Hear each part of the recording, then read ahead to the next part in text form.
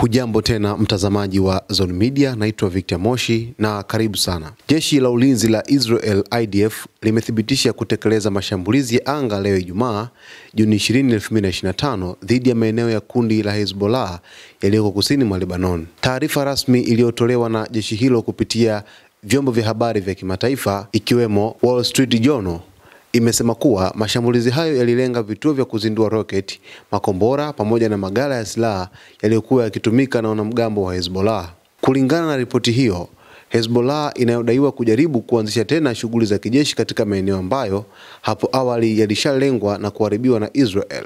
Mashambulizi ya leo ni sehemu ya mkakati ya Israel kuhakikisha kuwa kundi hilo halirejei kwa kasi kubwa katika maeneo ya karibu na mpaka wa kaskazini mwa Israel. Jeshi la Israel limeongeza kuwa halitasita kuchukua hatua kali zaidi endapo kundi hilo litaendelea kuvunja makubaliano ya awali ya kusitisha mapigano.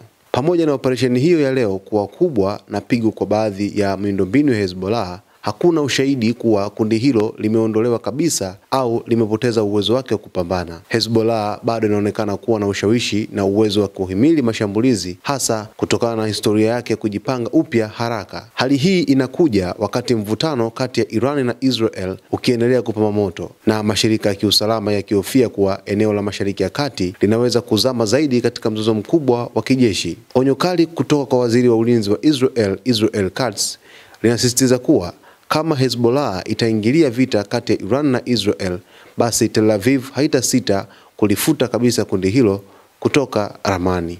Mtazamaji wa Zone Media, taarifa za leo kabisa asubuhi ni kwamba katibu mkuu wa Hezbollah Naim Qassem alizungumza wazi kwamba wao hawawezi kukaa neutral, kukaa katikati, kwamba lazima wachague upande, na upande ambao wameuchagua ni upande wa kuweza kuitetea nchi ya Irani katika mashambulizi haya dhidi ya Israel. Na Hezbollah ni mshirika mkubwa kabisa wa Irani, ndio maana hata kiongozi wake akaweka wazi jitihada zao za kuweza kuisapoti Irani katika mzozo huu wa Israel. Sasa Israel imechukua jukumu la kuweza kushambulia sehemu ambazo Hezbollah inahifadhi silaha zake za kijeshi kwa ajili ya mapambano, ili kuweza kuwadhoofisha na wasifikie hatua ya kuweza kurutubisha silaha za kutosha kwa ajili ya mapambano. Sasa tufuatilie kila siku hapa Zone Media ili uweze kufahamu kwa undani wa taarifa hizi ambazo zinakuja moja kwa moja kutokea huko Mashariki ya Kati. Jina langu ni Victor Moshi, asante kwa kutuchagua.